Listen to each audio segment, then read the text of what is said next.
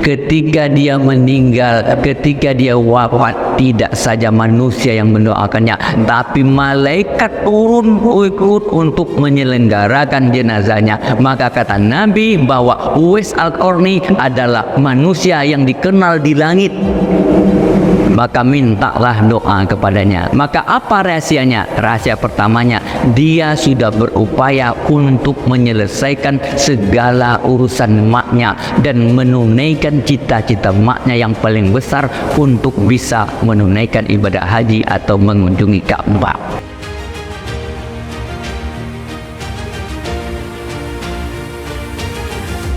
Namun atas kekuatan Allah lah kita bisa menyempurnakan puasa kita dari imsak sampai maghrib. Kalaulah kemarin kita bisa melihat jam 12 siang atau jam 1 siang, kita melihat segelas air putih itu rasanya Masya Allah. Tetapi ketika Allah berikan kita kekuatan, karena kita yakin tidak ada kekuatan kecuali Allah yang menitipkan. Alhamdulillah jam 3 sudah terasa mulai agak sedikit tidak panas sampai maghrib, dan alhamdulillah kita bisa membukakan.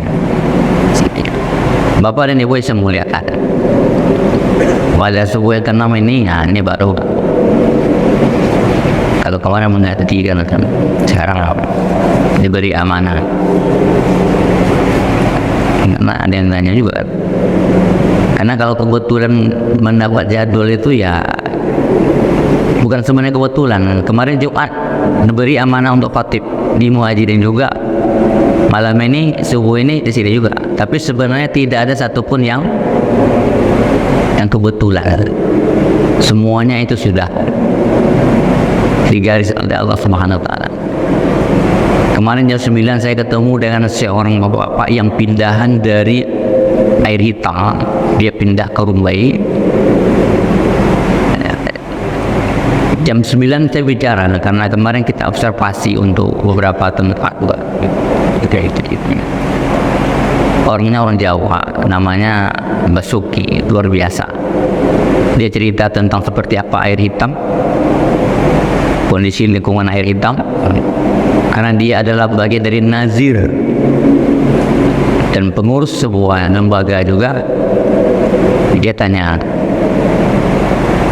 ketika hari ini kita bertemu Pak, itu semuanya juga tidak kebetulan,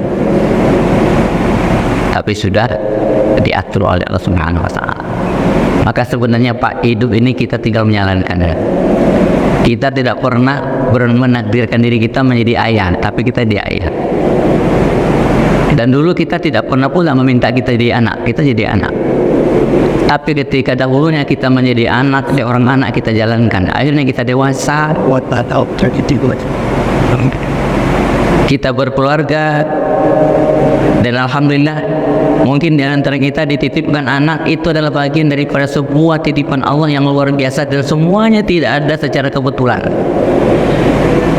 Dan hari ini kita duduk di subuh hari ini di tanggal 6 Ramadan 1445 Hijriah di Masjid Al-Muhajirin. Di sab keberapa, nomor berapa, siapa di samping kita, siapa di depan kita, siapa imam kita, dan seperti apa kondisi kita, itu semua tidak ada kebetulan. Termasuk hari ini listrik kita tidak hidup, itu tidak ada yang kebetulan. Semuanya sudah digarisbawahi. Ketika tanggal 6 nanti mati listrik di Muhajirin, AC-nya tidak hidup, maka kondisi akan sedikit gerak.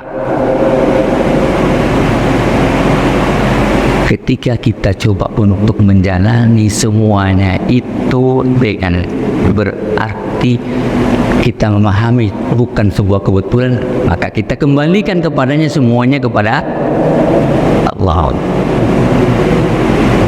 Ibu-ibu dulu ada enggak yang berkeinginan dengan menjadi, oh saya nanti mau jadi anak siapa? Ada enggak? Tidak ada kan? Atau nanti hari ini ada enggak bapak-bapak nanti berkeinginan, oh nanti kalau saya kalau bisa nanti anak saya wali kota lah, anak saya bupati lah? Enggak. Kalau bisa nanti anak saya menjadi anggota dewan lah? Enggak ada juga. Kalau bisa nanti anak saya menjadi guru? Enggak ada depan. Kalau bisa nanti anak saya menjadi ustaz? Begitu banyak anak-anak yang kita lihat hari ini menjadi ustadz, ayahnya tidak ustadz.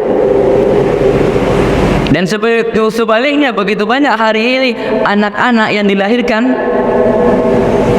oleh yang namanya ustadz, tapi anaknya tidak ustadz, dan ayahnya tidak ustadz, anaknya ustadz.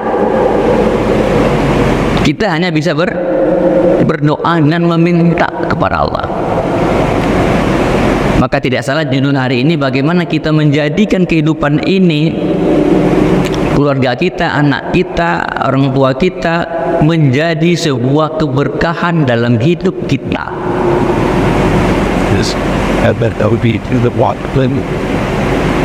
Bapak dan Ibu yang saya muliakan, kita mulai. Dasar kita hari ini adalah surat Al-Isra 23 dan 25.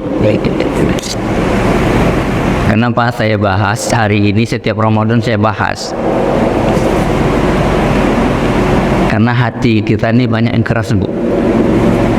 Hati awak banyak yang gore, Pak.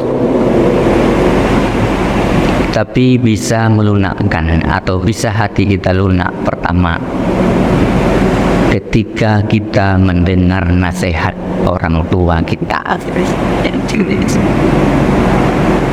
Hati kita ini, Pak, banyak yang keras, tapi bisa lunak ketika kita mendengar nasihat orang tua kita. Hari ini kita sudah menjadi ayah, kadang kita sudah punya keluarga sendiri, tapi kenapa kita masih minta pendapat orang tua kita kalau mereka masih berada? Dan terkadang kita nggak bisa akan melanggar perintahnya, karena kita yakin di balik itu ada sebuah rahasia yang tidak bisa kita pungkiri. Maka Allah katakan, gandingkan wa qadu, perintah Allah pertama, wa qadu rabbuka alla wa qadu rabbuka alla ta'budu illa iyyahu. Jangan sembah yang lain kecuali Allah. Jangan beribadah kecuali kepada Allah. Wabil walidaini ihsan.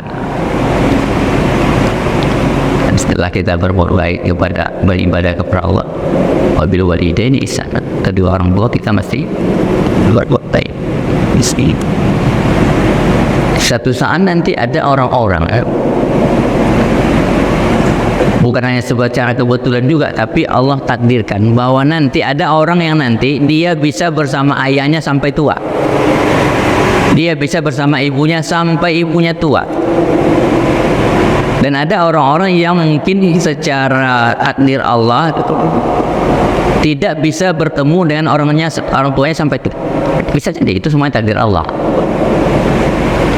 Tetapi ketika ada hamba Allah yang Allah berikan kesempatan bisa melihat, bisa bersama, bisa menyaksikan orang tuanya masih hidup, itu sebuah nikmat yang sangat luar biasa. Saya yakin bapak-bapak, ibu-ibu ini pasti memiliki sebuah kerinduan. Pernah tidak merasa rindu? 1 tahun aja kita merantau dan tidak bertemu dengan ayah ibu kita, pasti kita rindu. 1 tahun saja anak kita tidak pulang-pulang, dan pasti kita rindu. Dan apa yang paling nikmat? Ketika nikmat yang Allah berikan, kita merindukan mereka dan Allah pertemukan dengan mereka. Itu adalah sebuah nikmat. Tapi kira-kira apa ya, Bu? Rindu yang paling menyakitkan. Ya. Pak, rindu yang paling menyakitkan. Kalau Abu Kati, rindu yang paling menyakitkan adalah ketika kita merindukan dan orang yang kita rindukan itu kita tidak akan pernah bertemu dengannya lagi. Hanya tinggal sebuah kerinduan, dan kerinduan itu tidak akan pernah terobati. Masya Allah. Maka Allah perintahkan, wa qada rabbuka alla ta'budu illa iyyahu wa bil walidaini ihsana imma yablughanna indakal kibaru ahaduhuma aw kilahuma fala taqul lahumā uffin. Kalau aduhnya udah pernah awak masih aduhnya jangan sampai kata-kata awak di hati kata-kata inyo sekalipun. Fala taqul lahuma uffin wa la tanharhuma wa qul lahuma qawlan karima.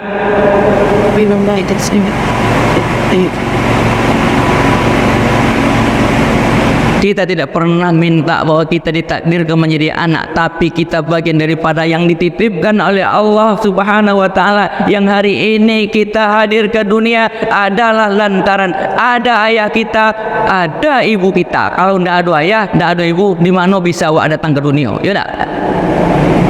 Maka seperti apapun nasib ayah kita, seperti apapun nasib ibu kita, dan seperti apapun kondisinya, bahwa mereka adalah ayah dan ibu kita, maka syukuri ketika hari ini kita masih bisa melihatnya. Karena melihat ayah dan ibu yang masih ada itu adalah sebuah karunia yang luar biasa.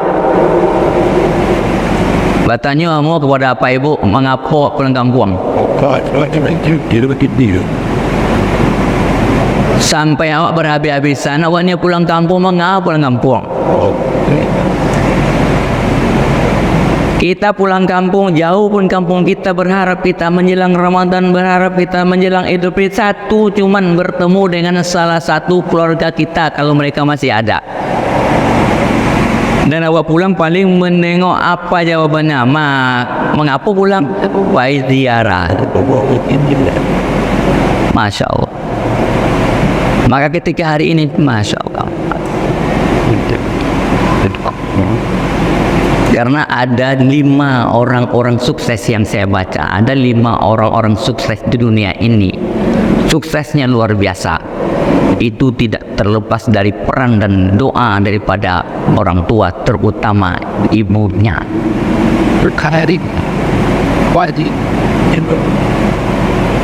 Suatu saat nanti ya, umur awak dah 70, umur awak dah 60, atau umur awak dah 50.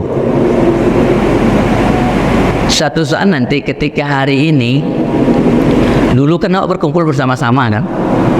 Ingat tak waktu ketek awak dulu makan sama-sama, kakak, adik, abang, keluarga makan sama-sama. Kemudian kita berkeluarga, kita punya anak, punya keluarga, kita juga makan sama-sama. Anak kita 2-3 orang, kita sibuk oleh anak kita, maka nikmatilah kesibukan itu. Jadi kalau bapak ibu ada anak ketek-ketek sampai 5 orang, kita repot dibuatnya, nikmati pak. Itu nikmati.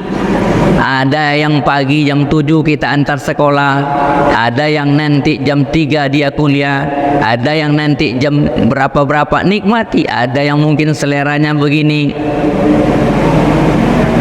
Karena suatu saat nanti mereka yang 5, 6 orang, 7 orang atau berapa orang saja yang kecil-kecil itu akan menjadi sebuah pandangan yang istimewa dan menjadi kenangan yang luar biasa. Karena suatu saat nanti awak tak konang. Awak punya anak kan? Dulu ketek sama awak, ketek sekolah kan, besarnya. Nanti setelah mereka sukses, kira-kira mereka bersama awak enggak? Tidak semuanya kan? Bahkan ada yang hari ini 12 anaknya per hari ini ketika berumur 70 di rumah tinggal berdua lagi. Bak kata awak tu pulang pokok. Maka oleh sebab itu ketika mereka kecil, ketika kita besarkan, nikmati.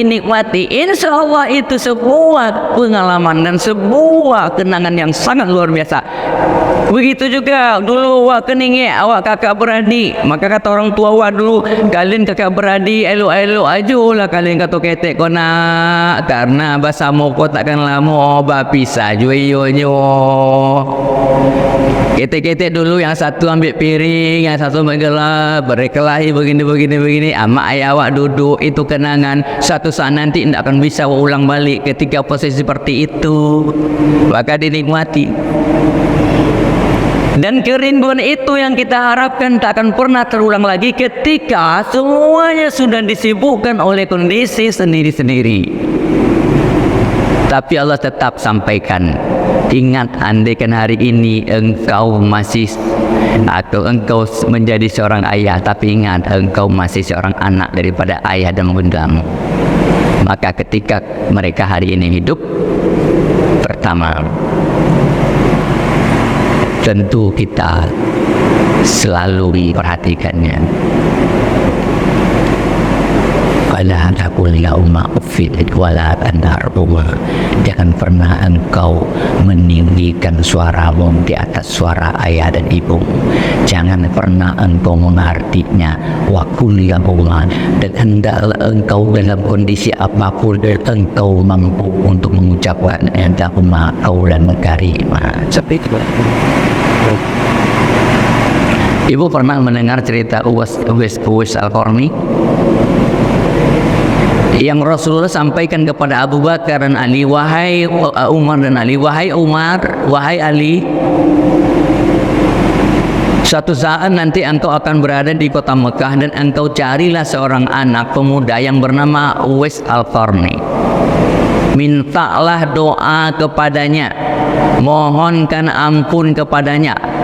Sahabat selevel Umar, sahabat selevel Ali, yang Allah sudah jamin masuk surga, di antara sahabat yang mendapatkan kelebihan mendapatkan surga, ketika masih hidup Rasulullah sampaikan, nanti engkau cari yang namanya Uwais Al-Qarni, dia berasal dari Yaman, mintalah doa kepadanya, mohonkan ampun untukmu darinya. Waktu itu Umar dan Ali masih bertanya-tanya, siapa itu Uwais Al-Qarni? Kenapa Rasulullah mintakan agar aku atau kami didoakan oleh mereka atau oleh Uwais Al-Qarni? Uwais Al-Qarni ini adalah pemuda yang berasal dari Yaman yang Allah titipkan cobaan. Dia punya penyakit. Kalau zaman dulu namanya penyakit apa? Penyakit sopak. Mukunya kok sadu-sadu pak, nggak ada yang elok, bercak-bercak semua sampai ke lehernya, sampai ke tangannya. Dan nanti engkau akan melihat salah satu tandanya, kalau engkau bertemu dengan seorang pemuda yang di tangannya ada tanda kayak putih, dan di tangkunya juga ada tanda, itu adalah Uwais Al-Qarni, dan itu tanda-tandanya. Ketika dilihat, kenapa istimewanya Uwais Al-Qarni ini? Uwais Al-Qarni punya emak, punya ibu, ibunya sudah tua, dan dia tidak pernah meninggalkan ibunya. Setiap saat dia berupaya untuk melayani dan memberikan yang terbaik untuk ibunya. Tapi beberapa waktu sebelum ibunya meninggal, dan ibunya sudah lumpuh. Ibu Uwais Al-Qarni itu sudah lumpuh, Pak. Seorang anak laki-laki mampu merawat ibunya yang lumpuh tanpa pernah mengeluh. Seluruh kebutuhannya dipenuhi oleh Uwais Al-Qarni. Cuman satu permintaan emaknya yang terakhir, dia minta kepada Uwais Al-Qarni, wahai Ananda, tidak lama lagi ibunda akan tidak bersamamu lagi nak. Tapi satu harapan ibunda, bagaimana rasanya ibunda ingin melihat Ka'bah dan ingin ke Mekah. Masya Allah, ibunya lumpuh Pak, tapi inginnya dia untuk bisa ke Mekah dan ingin menyaksikan dan melihat Ka'bah. Sementara Uwais Al-Qarni anaknya adalah pemuda yang miskin dan tak punya apa-apa. Selain daripada itu, dia mampu untuk melayani emaknya. Tapi ketika meminta itu emaknya, dia berpikir panjang bagaimana caranya. Sementara antara Yaman dengan Mekah itu, tahu nggak kiranya berapa jaraknya Pak? Ada yang sudah pernah baca? Jarak antara kota Yaman dengan Mekah luar biasa. Tapi Uwais Al-Qarni bertekad bagaimana caranya agar cita-cita dan keinginan emaknya bisa terwujud. Langkah pertama yang dibeli oleh Uwais Al-Qarni, dia membeli anak lembu, membeli lembu kecil. Bukan membeli onta, mana duitnya beli onta, karena dari Yaman ke Mekah orang naik onta. Jaraknya kalau normalnya adalah 1150 meter, lebih dari 1000 meter dari Yaman, 1000 kilometer dari Yaman ke Mekah. Kalau perbatasannya itu sekitar 500 90 kilometer. Kira-kira Pak, kalau batasnya saja 590 kilometer, kira-kira dari Pekanbaru kemana itu? Ke Medan. Logikanya. Dengan jarak batas kota antara Yaman dengan Mekah 590 kilometer akan ditempuhnya nanti, maka satu usaha yang dilakukannya, dia membeli lembu. Lembu itu dibuatnya, dikandangkannya di atas bukit. Dibelinya lembu, kemudian dibuatnya kandang di atas bukit. Orang bilang, wes kilo kok. Karena pandangan orang kan, kenapa nih? Diletakkannya kandang tuh di atas bukit Pak, jauh dari rumahnya. Kandang lembu itu setiap hari dia mengendong lembu itu dari rumahnya ke kandangnya, latihan gendong terus. Orang bertanya, ini kenapa Uwais ini? Banyak orang bertanya, apa Uwais sudah berubah? Karena setiap hari dia menggendong anak lembu itu Pak. Dan itu bukan 1 hari 2 hari, bukan 1 bulan 2 bulan Pak. Setiap hari berlangsung lebih kurang 8 bulan dia gendong terus. Lembunya bertambah berat, terakhir berat lembu itu mencapai 100 kg. Itu yang coba dipikulnya Pak, dari rumahnya ke kandangnya, dari kandangnya ke rumahnya. 8 bulan. Dan akhirnya memang Uwais Al-Qarni itu tumbuh badannya. Bahasa awaknya badagu oleh kan, karena latihan taruh. Setelah sampai 8 bulan baru dia wujudkan. Apa wujud dan cita-citanya? Dia latihan untuk mengangkat lembu dari kandang ke rumahnya selama 8 bulan. Dan lembu itu sudah mencapai berat 100 kilo yang terus dilatihnya untuk dipikulnya. Maka baru dia mengucapkan apa keinginannya dan apa sebenarnya yang dia lakukan agar dia bisa tercapai dengan latihan itu. Rupanya itu adalah latihan untuk bagaimana dia menggendong ibunya. Dia tidak bisa beli onta, dia berjalan kaki dari Yaman ke Mekah. Logikanya Pak, bisanya menggendong amaknya dari Yaman ke Mekah berapa kilo tadi itu? 590 kilo digendongnya amaknya dari Yaman ke Mekah untuk bisa naik haji, untuk bisa menemui Ka'bah. Kalau awak jalan kaki dari Pekanbaru ke Baginang, jalan kaki aja lah. Sempat awak jalan kaki dari Pekanbaru ke Padang sudah 285 kilo. Tapi ketika logika kilometernya kita gunakan, Uwais Al-Qarni itu diperkirakan berjalan kaki dari Pekanbaru ke Medan tanpa ada rasa takut. Dia memikul atau menggendong ibunya sampai bertemu dengan Ka'bah dan berada di depan Ka'bah. Sampai di depan Ka'bah pun Uwais Al-Qarni berdoa. Apa doanya? Ya Allah, ampuni dosa ibuku. Ibunya bertanya, wahai Uwais, kenapa engkau minta doa untuk aku, untuk ibumu? Kenapa tidak untuk engkau? Setelah sampai dari Yaman sampai ke Mekah, berdoa di depan Ka'bah, yang dimintanya, ya Allah, ampunilah dosa ibuku. Ibunya mendengar, ya anakku, kenapa engkau mendoakan ibumu dan tidak mendoakan engkau sendiri? Ya.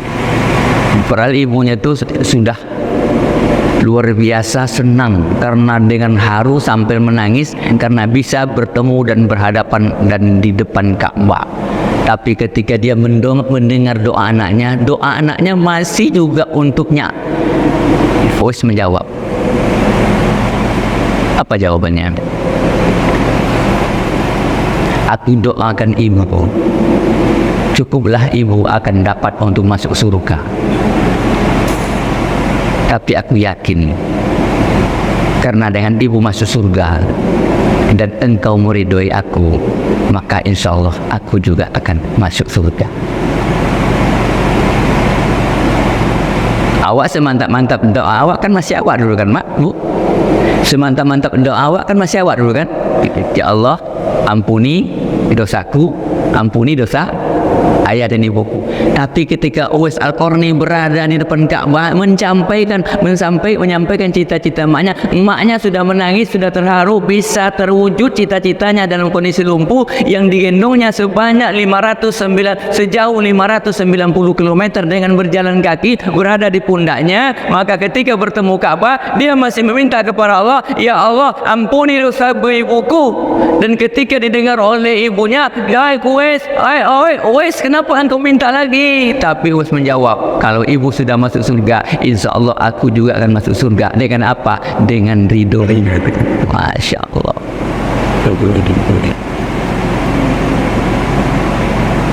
Jadi ketika itu apa rahasianya? Ketika Umar bin Khattab dan Ali bin Abi Thalib diperintahkan oleh Rasulullah, ketika engkau nanti ke Mekah dan bertemu dengan salah seorang pemuda, maka mintalah doa kepadanya, mintalah istighfar kepadanya agar dosamu atau agar engkau diberikan agar engkau minta pendoanya. Rupanya luar biasa. Uwais ini tidak dikenali banyak oleh orang. Hanya Umar bin Khattab saja yang pertama menjadi khalifah yang mengetahui siapa itu Uwais Al-Qarni. Begitu Pak menyimpan sebuah ibadahnya. Uwais Al-Qarni ini tidak dikenali oleh orang banyak. Tapi ketika Umar bin Khattab menemukannya, ketika rombongan datang dari Yaman ke Mekah dan bertanyalah, di sini adakah di antara yang bernama Uwais Al-Qarni? Maka ada yang menjawab, ada. Dia sedang menunggu atau menjaga onta-onta kami. Dia penjaga ontanya. Umar bin Khattab mencarinya. Dan dicarilah ciri-cirinya. Assalamualaikum, waalaikumsalam, dijawab. Salam, tengoknya. Kemudian Umar minta izin untuk dibalikkan tangannya. Ditengoknya tangannya, ada tangan tanda-tanda tangannya di sini yang disampaikan oleh Rasulullah. Kemudian tengoknya di punduknya, ada putih.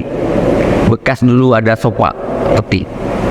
Maka Umar yakinlah, inilah Uwais Al-Qarni. Ditanyanya, pertama yang ditanya Umar adalah, adakah benar engkau saudaraku Uwais Al-Qarni? Siapa anda? Kata Umar. Apa jawabannya? Masih dijawab, Pak, aku adalah Abdullah, aku adalah hamba Allah. Khalifah Umar bin Khattab membalas, engkau hamba Allah, aku juga hamba Allah. Tapi tolong sampaikan siapa namamu yang sebenarnya. Maka Uwais menyampaikan, hanya engkau yang akan bisa mengetahuinya wahai khalifah, dan harapannya tidak diberitahu kepada yang lain. Aku adalah Uwais Al-Qarni. Ketika itulah baru dipeluk oleh Umar bin Khattab. Rupanya Allah pertemukan khalifah dengan Uwais Al-Qarni. Dan Umar benar. Umar minta doa kepada Uwais Al-Qarni. Singkat cerita, kenapa Umar bin Khattab minta doa kepada Uwais Al-Qarni? Singkat ceritanya, Pak, kalau kita baca sejarahnya sambil menangis kita, Uwais Al-Qarni ini meninggal. Dia meninggal, begitu banyak orang yang menyolatkannya, padahal dia tidak dikenali oleh masyarakat banyak, kecuali ketika dia beritahu kepada Umar bin Khattab, dan dia pun berpesan, jangan engkau beritahu kepada siapa saja bahwa saya adalah Uwais Al-Qarni. Tapi rupanya Uwais Al-Qarni adalah manusia yang dimuliakan tidak hanya di bumi, tapi rupanya, Pak, dimuliakan di langit. Buktinya ketika beliau meninggal atau beliau wafat, ketika sholatnya, ketika penyelenggaraannya, ketika menguburkannya, begitu banyak sekali orang-orang yang ikut menyolatkannya, orang-orang yang ikut mengapaninya, orang-orang yang ikut memandikannya, orang-orang yang ikut menguburkannya. Begitu banyak. Orang bertanya, kenapa banyak ini? Siapa orangnya? Tapi rupanya, Pak, Masya Allah, Uwais Al-Qarni, pemuda yang biasa, yang miskin, yang hanya mampu untuk membahagiakan ibunya. Ketika dia meninggal, ketika dia wafat, tidak saja manusia yang mendoakannya, tapi malaikat turun ikut untuk menyelenggarakan jenazahnya. Maka kata Nabi bahwa Uwais Al-Qarni adalah manusia yang dikenal di langit.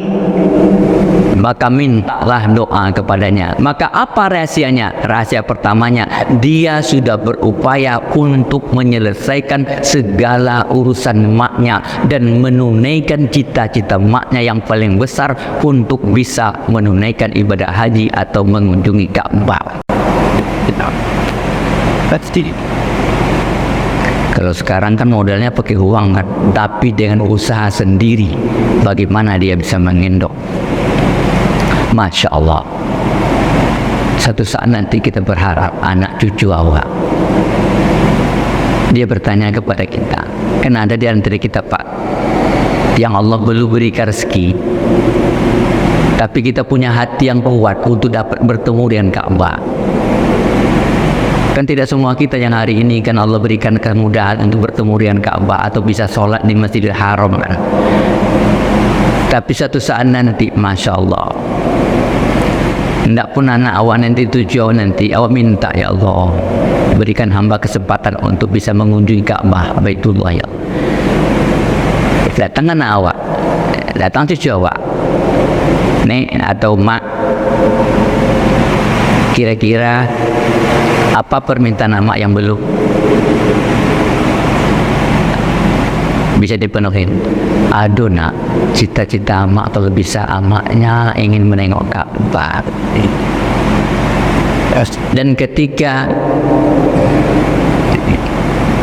Allah titipkan kepada kita anak kita yang memang mampu untuk mewujudkan cita-cita kita, kira-kira seperti apa bahagianya ya?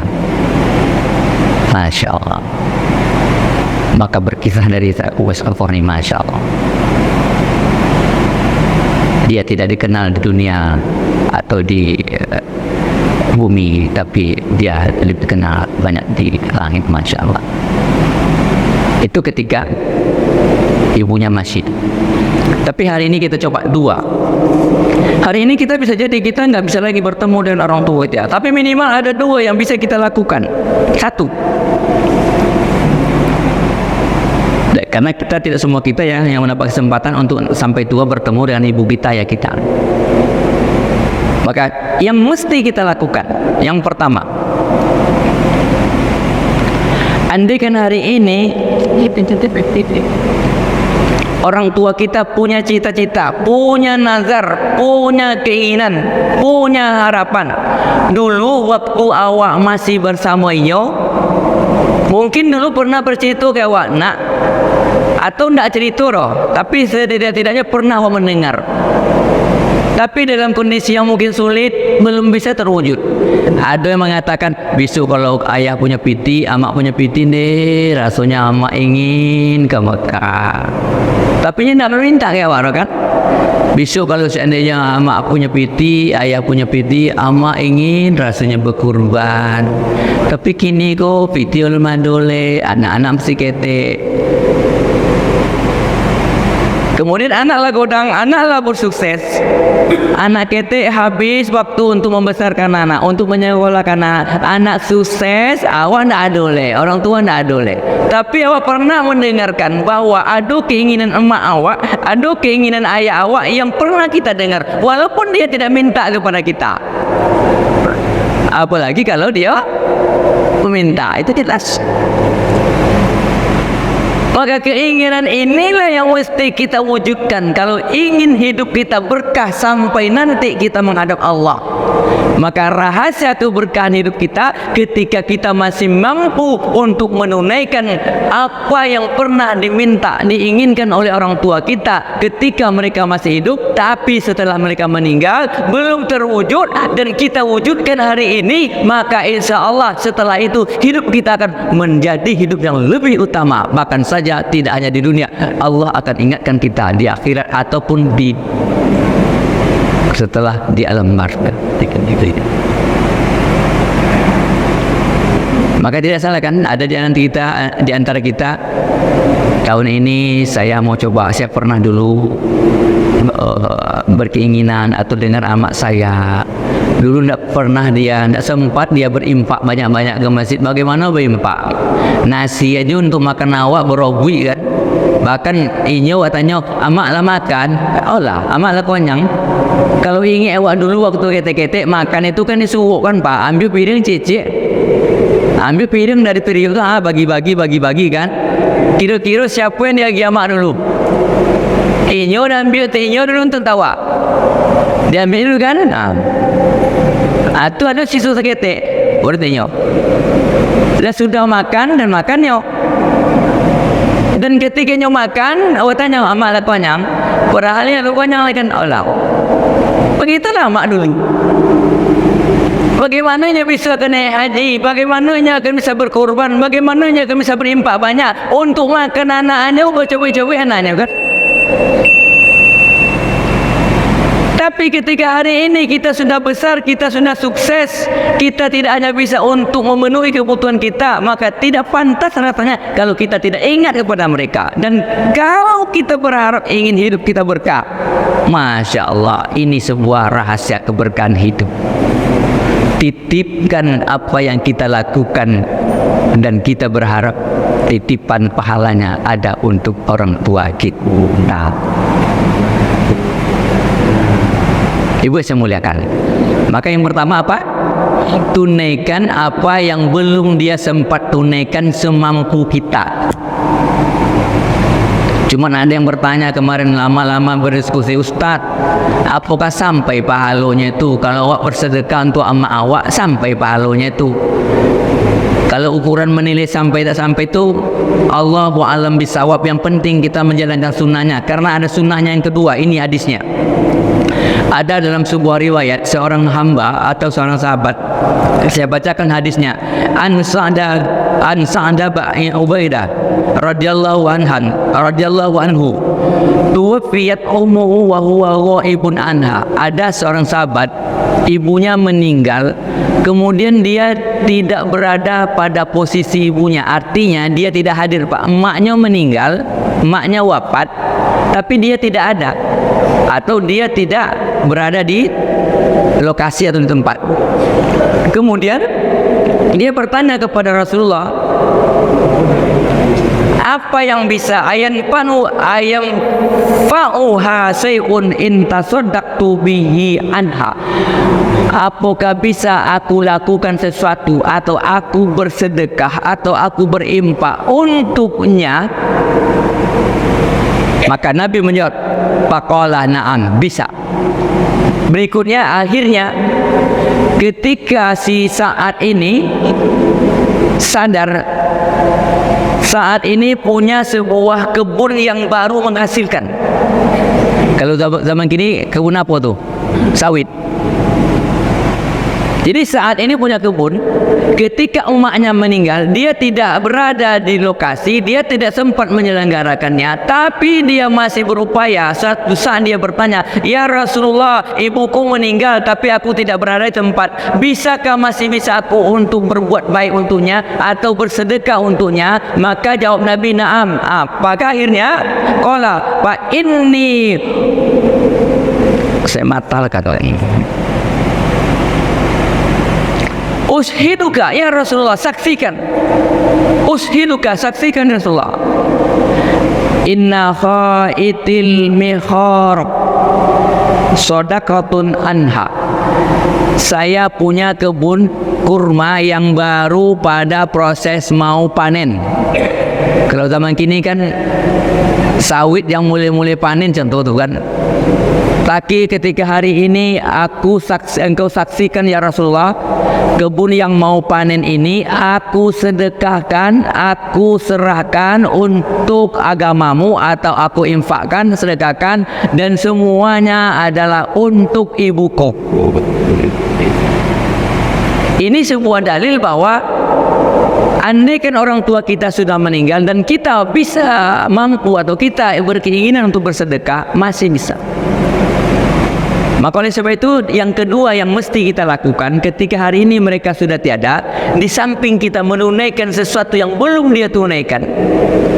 Awak dulu ingin berkorban, dah bisa-bisa berkorban doh. Kalau awak hari ini punya keinginan untuk itu, maka kita berkorban, ikutkan orang tua kita. Ada yang bertanya, urusan terima tidak terima, Allahu a'lam bisawab. Yang penting kita ikhtiar, karena urusan pahala dengan dosa bukan urusan kita. Maka tidak ada satu kebaikan kecuali dibalas dengan kebaikan. Kalau untuk dosa aja orang berbangga, kenapa untuk berpahala kita tidak bisa? Tuh. Dan yang kedua, ketika hari ini kita mungkin punya juga, tapi tantangannya berat. Tapi kalau saat itu bisa mensedekahkan kebunnya untuk pahalanya diserahkan kepada orang tua atau ibunya, kita hari ini bertanya, kira-kira kalau untuk seperti itu kita sudah mampu, Allah alam. Tapi setidak-tidaknya, pernahkah kita menitipkan hari ini berapa yang mampu kita titipkan sedekah kita untuk orang tua kita? Kalau ini mampu kita laksanakan, insya Allah satu kehidupan yang berkah Allah akan berikan kepada kita. Bapak Ibu, saya buka rahasia sedikit, karena pagi ini saya juga buka sedikit curhat. Saya dulu 20 tahun yang lalu saya pernah punya mimpi dan punya cita-cita. Ketika saya menjadi guru pertama di Ittihad, saya punya bercita-cita.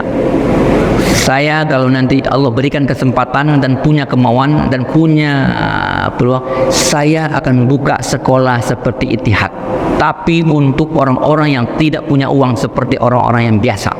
Itu 20 tahun yang lalu. 2008 saya konsep lagi, belum juga, baru terwujud 2017. Cuman saya waktu itu, maaf, na'udzubillah, saya tidak berniat untuk riya. Cuman saya berniat, ya Allah, saya mau buka sekolah nanti dinikmati oleh orang-orang yang biasa-biasa, tapi kualitasnya sama dengan Ittihad. Satu saat nanti akan bisa memberikan pendidikan terbaik. Tapi saya titipkan kepadamu, ya Allah, di balik semua usaha saya, ya Allah, maka kerja saya, lelah saya, titipkan juga kepada orang tua saya, ya Allah, karena dia yang telah melahirkan saya, dia yang telah membesarkan saya, dan hari ini darahnya mengalir di darah saya. Ketika hari ini saya berbuat baik, saya yakin bahwa itu mengalir kepadanya. Akhirnya 2017, kemudian kita kembangkan 2019, kita buka sekolah SDIT Al-Mahira itu di Kartika. Banyak hari ini Pak orang nggak tahu itu sekolah saya. Sekarang muridnya sudah sampai kelas 5 SD. TK-nya itu di Ilham. Dan kemarin kita observasi, insya Allah tahun ini kita akan membuka cabang pengembangan itu di Arab Palas, daerah yang mungkin banyak non-muslim. Maka bertemu kemarin dengan Pak Basuki itu, Ustaz, Allah mempertemukan kita. Saya berharap Ustaz buka di sini, karena di sini itu non-muslim, TK-nya, sekolahnya penuh. Di sini banyak non-muslim dan tidak ada satupun sekolah yang muslim. Maka ketika Ustaz berada di sini, maka saya menjadi kuat. Inilah dakwah kita. Cuman satu titipan saya, ya Allah, setiap lelah saya titipkan agar kiranya ayah dan ibu saya bisa menikmatinya. Dan alhamdulillah sekarang kita punya guru sebanyak 23 orang. Setiap bulan saya pikirkan, biar capek saya memikirkan gurunya, biar capek saya memikirkan sekolahnya, tapi saya berharap, ya Allah, capek saya ini titipkan juga kepada ayah saya yang dulu pernah waktu itu tak pernah menikmati apa yang saya nikmati hari ini. Sepanjang 20 tahun saya di Ittihad dan sudah 15 tahun saya menjadi kepala sekolah, 1 sen pun dia tidak pernah menikmatinya ketika dia waktu itu masih tidak hidup atau belum waktu itu. Tapi hari ini apa bisa lakukan, ya Allah? Maka coba buka, bismillah. Jadi kalau ibu jalan-jalan, di bawah itu ada Masjid Nurul Ilmi, ke bawah itu namanya sekolah SDIT Al-Mahira. Sekarang sudah jadi kelas 5, gurunya ada sekitar 17 orang. TK-nya TKIT Al-Mahira di Irham, itu insya Allah TK kita dan SD kita itu. Maka sebab itu pada pagi hari ini, ibu-ibu, bapak-bapak, mau tidak menitipkan bahwa sebagian dari yang kecil Allah berikan rezeki kepada kita akan mengalir kepada orang tua kita, dan kita yakin umur kita bisa 70, bisa 60. Masya Allah. Kita tidak bisa menjamin kan umur kita bisa 60, tapi kita ingin umur kita itu diingat orang beratus tahun. Maka buatlah sesuatu yang bisa orang mengingat kita. Maka cita-cita yang kedua dari kami sekeluarga, saya sendiri adalah ketika nanti kami sudah tiada dan sekolah ini tetap berjalan, maka selagi sekolah ini berdiri, insya Allah akan mengalir kepada orang-orang yang ikut berkontribusi kepada sekolah itu. Dan kalau seandainya sekolah itu bertahan 100 tahun, maka bertambah pula umur kami 100 tahun di sekolah. Andaikan sekolah itu sampai 500 tahun, maka insya Allah kita akan mendapatkan nikmatnya sampai 500 tahun. Maka itu kata Nabi, umur kita bisa jadi 60 sampai 70, tapi keberkahan dari umur itu akan bisa melebihi ratusan tahun insya Allah. Dan anak yatim kita gratiskan, tapi bukan gratis, kita carikan guru orang tua angkatnya. Dan itu 70% lahan tanahnya itu adalah wakaf dari orang-orang yang tidak pernah hari ini untuk menyampaikan berapa wakafnya. Dan hari ini kami sebagai pengelola belum pernah menyampaikan proposal kepada bantuan siapa saja, karena pesannya satu. Ya Pak, kata kunci. Pesannya satu. Selagi mampu, selagi berikhtiar, tetes keringatmu masih tertetes, biar basah bajumu keringatmu, ikhtiarkan semuanya. Itu adalah dakwamu, itu adalah jihadmu, perjuangkan. Dan jangan engkau jadi seorang yang peminta, dan ketika engkau meminta, engkau akan merendahkan dirimu. Tetapi ketika ada orang yang memberi, jangan pernah engkau tolak, karena itu adalah bagian daripada orang yang ingin berinvestasi. Maka sampai hari ini belum ada kan masuk proposal kemana-mana minta sumbangan. Tapi begitu datang Ustaz punya sekolah, punya apa bisa bantu, kemarin datang berapa, tanpa konfirmasi, tanpa banyak cerita, Ustaz apa bisa dibantu, bantu. Saya ingat tuh Pak, bertemu di masjid langsung ngasih duit cash 10 juta. Saya bilang, wah Pak, Ustaz punya sekolah kan, Masya Allah. Dan saya pernah diundang ke rumah, saya kira untuk makan siang. Tapi rupanya Pak, saya pulang dari rumah, Pak Ustadz, tak tahu dari mana kan, itu tahun 2020. Ustadz punya sekolah ya? Dari mana Bu tahu? Ya ingin tahu-tahu saya. Tapi saya pulang, Ustadz mohon maaf, saya punya titipan, tolong titip ya. Titip amplop, apa nih Bu? Gunakan Ustadz. Saya buka di rumah. Itu baru kami cari tempat tuh Pak. Buka di rumah. Apa kata istri? Ini dari mana nih? Ya, tadi ada ibu manggil saya gini. Saya buka, Masya Allah. Ada duit cash. Berapa? 20 juta. Dan sampai hari ini kenapa sekolah itu bisa bertahan? Satu rahasianya. Pertama, saya bilang sama gurunya, ikhlaskan niatmu, insya Allah Allah angkat derajatnya. Dan jangan pernah menjadi pengemis di depan manusia, karena Allah tidak suka. Tapi ketika orang memberi, jangan pernah sombong untuk menolaknya. Maka pada pagi hari ini saya sampaikan sebagai untuk, karena yang baik itu kan mesti disebarkan. Andai kan ada di antara bapak-bapak yang ingin untuk merasakan nikmatnya investasi, saya insya Allah bukan meminta, tapi memberi kesempatan. Karena ketika hari ini sekolahnya berjalan, gurunya mendidik, dan insya Allah anak kita terakhir ini itu hafalnya kelas 4 itu 3 juz. Jadi kalau ibu berjalan nanti ke sana, tapi sayang karena lahannya nggak kurang bagus. Sekarang sudah ada 5 kelas gedungnya. Dan hari ini kami sudah bertekad sedang melaksanakan untuk pengeboran borpel. Mohon doanya. Karena insya Allah di bulan Ramadan ini kami akan memulai yang pertama untuk memulai pembangunan musola. Karena hari ini anak-anak sholatnya di kelas dan di ruangan di depan dikasih. Jadi mulai Ramadan ini bismillah, mohon doanya, kami akan memulai untuk membangun musola dan 2 kelas. Tanya, apa kata istri? Uangnya dari mana? Saya bilang, mintalah kepada Allah, uangnya ada sama Allah. Gitu bahasa candanya kan. Tapi alhamdulillah Insya Allah hari ini orang akan mulai borpelnya itu sekitar 10 meter Pak. Dan itu butuh 18 titik borpelnya untuk gedung 2 kelas yang diperuntukkan kelas 5 dan 1 ruang sholat. Saya hanya ingin menyampaikan, bukan berarti membesarkan diri, tidak. Tapi saya juga alangkah baiknya ketika kita bisa membuka orang untuk bisa berinvestasi untuk akhiratnya. Maka salah satu di antaranya bagaimana rezeki yang diberikan kita titipkan untuk orang-orang tua kita. Selagi itu dipakai, insya Allah pahalanya akan mengalir. Karena cita-citanya insya Allah 30 Juni ini saya kalau tidak diperpanjang, saya akan pensiun di Ittihad. Terakhir adalah sebagai kepala sekolah SMP. Jadi hari ini Pak, saya masih sebagai kepala sekolah SMP. Tadi nanti pensiun, setelah pensiun kita akan untuk mengoptimalkan di Al-Mahirah School Islamic. Jadi kalau ingin jalan-jalan itu boleh, tapi sayangnya itulah karena tidak ada lokasi yang baik, yang kurang baik lah, itu kita manfaatkan dulu karena itu wakaf orang. Tapi kalau ada nanti di antara jemaah kita yang punya berkeinginan, punya lahan yang bagus, insya Allah kita terbuka dan insya Allah kita akan jalankan yang sebaik-baiknya. Karena kita yakin satu konsep cuman, in tansurullaha yansurkum. Ketika engkau berniat untuk menolong agama Allah, maka Allah akan tolong engkau.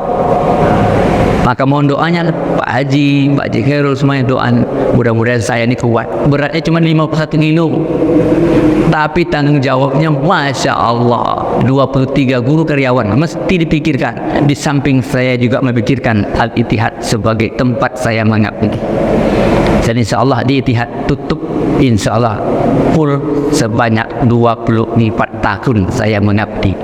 Pengalaman di Ittihad 24 tahun, insya Allah asa akan saya pulkan ke sekolah itu dan akan menjadi sekolah yang mungkin satu saat nanti bisa jadi kita entah di mana, tapi anak cucu kita akan tetap berada di sana. Dan hari ini kepala sekolahnya itu adalah berasal dari orang Medan, S2, Haji Liwan Siswanda. Kalau kepala TK-nya tetap mantan pacar saya. Jadi berkolaborasi dengan orang rumah itu perlu. Jadi TK di konsep atau di apa oleh orang rumah istri. SD-nya saya titipkan kepada Ustadz Liwan dari Medan, itu S2 MPD, orangnya luar biasa dari Madinah juga. Dan insya Allah nanti kalau sudah pensiun dari Ittihad, saya akan duduk di sana melihat semuanya. Insya Allah satu saat nanti Allah akan berikan satu kebaikan. Dan hari ini maka insya Allah kita tetap dalam kondisi sehat. Terima kasih. Ada pertanyaan mungkin Bapak? Ketika seorang anak merasa bersalah atau bersalah kepada ibunya, sebenarnya kan dia kan tidak hanya durhaka, tapi sebenarnya dia sedang melanggar aturan Allah kan, tapi melalui perbuatannya kepada ibunya. Namun ketika ibunya dia minta maaf, mak, tidak serasa rupanya banyak selambau atau gini-gini banyak lah situ kan. Per hari ini saya sadar mak, maafkan aku. Ketika kata dan maaf itu keluar dari emaknya dan emaknya ridho, ketika itu bergandengan dengan ampunan Allah. Yang menjadi permasalahannya adalah ketika kita pernah menyakiti emak, awak belum sempat minta maaf, tapi mak awak lah meninggal. Inilah sebuah yang paling menyakitkan. Tapi konsepnya adalah walaupun kita belum sempat minta maaf, belum sempat menyampaikan minta maaf, tapi kita yakin Pak, tidak ada seorang ibu itu yang akan memberi salah dan memberi dosa anaknya. Tapi tetap ketika kita sadar bahwa anak ibu kita sudah tiada, kita belum sempat minta maaf, kita sampaikan, ya Allah, walaupun ibuku tidak ada, tapi hamba tetap mohon ampunkan ya Allah, agar kiranya kesalahan hamba kepada ibu hamba Engkau ampunkan. Walaupun mak awak yang memaafkan, tapi tetap Allah yang mengampunkan. Maka ini ya Pak, yang kadang-kadang awak kadang-kadang menjadi apa kata bahasa itu, lamut rasanya, kira-kira masih bisa kan, tapi rupanya awak ingin rasanya kita ingin mengabdi, mereka sudah tiada. Waktu mereka ada, kita belum sempat mengabdi, belum bisa berbuat baik. Tapi rasa ingin mengabdi itu baru terwujud ketika mereka sudah tiada. Itulah namanya Pak, rindu yang menyakitkan itu. Tapi tetap kita serahkan kepada Allah. Maka dengan cara, andaikan mereka hari ini ini tidak ada lagi, maka yang pertama kita cari literasinya, apa keinginannya yang belum terpenuhi, penuhi cepat, itu bentuk bakti kita. Yang kedua, bawalah kebaikan kita untuk mereka. Andaikan kita hari ini berwakaf, bersedekah, ikutkan mereka. Kita yakin Allah insya Allah akan berikan balasan. Itu aja mungkin Pak Haji. Kata kuncinya cuman ketika orang tua kita sudah meridhoi kita, Allah sudah ikut meridhoinya. Tapi kata kunci balik, jangan sampai pernah orang tua kita murka, karena di balik murkanya itu ikut juga partisipasi Allah untuk murka kepada kita. Ada lagi Pak? Itu aja ya. Oke, terima kasih. Semoga kita menjadi anak yang soleh untuk orang-orang tua kita, walaupun mereka sudah meninggal sekian puluh tahun yang lalu, insya Allah. Dan terakhir, saya tetap mohon doa, mudah-mudahan saya tetap istiqomah menjadi seorang yang mungkin dalam hatinya bisa tetap menjadi praktisi pendidikan yang satu saat nanti akan menjadi sekolah-sekolah yang besar, insya Allah. Subhanakallahumma bihamdika asyhadu an la ilaha illa anta astaghfiruka wa atubu ilaik. Billahi taufiq wal hidayah. Wassalamualaikum warahmatullahi wabarakatuh.